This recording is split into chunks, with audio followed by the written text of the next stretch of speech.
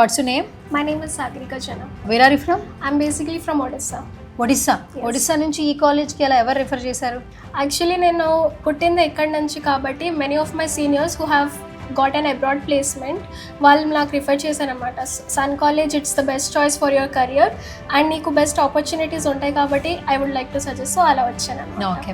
So hotel మేనేజ్మెంట్లో మీరు ఏ group తీసుకున్నారు? నేను basically I'm not from hotel management, I'm BBA student, bachelors in business. Okay. అంటే hotel management సంబంధం లేదు? లేదు. అంటే హోటల్ మేనేజ్మెంట్ కాకుండా ఇక్కడ BBA కూడా చాలా మంది స్టూడెంట్స్ ఉన్నారా? అవును, చాలా మంది ఉన్నారు. ఓకే. మీరు ఇంటర్ తర్వాత జాయిన్ అయ్యారు? అవును, ఇంటర్ తర్వాత జాయిన్ అయ్యారు.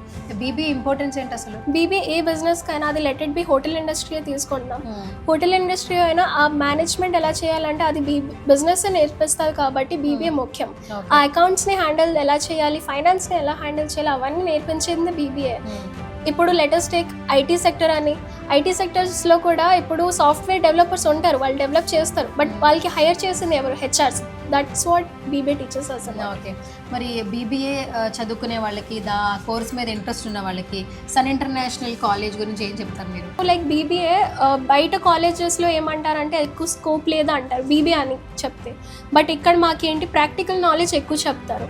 లైక్ బుకిష్ నాలెడ్జ్ కాకుండా మేము రియల్ లైఫ్లో ఎలా అప్లై చేయాలి అది నేర్పిస్తారు. మాకు ఎవ్రీ వీక్ యాక్టివిటీస్ ఉంటాయి, management activities which is related to subjects అనమాట. అది మన పర్సనల్ డెవలప్మెంట్కి ఇంకా హెల్ప్ అవుతుంది.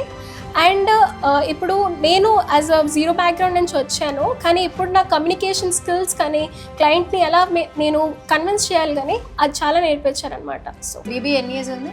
3 years. 3 ఇయర్స్కి ఇక్కడ మరి బడ్జెట్ ఏ విధంగా ఉంది? రీజనబుల్ బడ్జెట్ అయినా మీరు ఎంత పే చేశారు?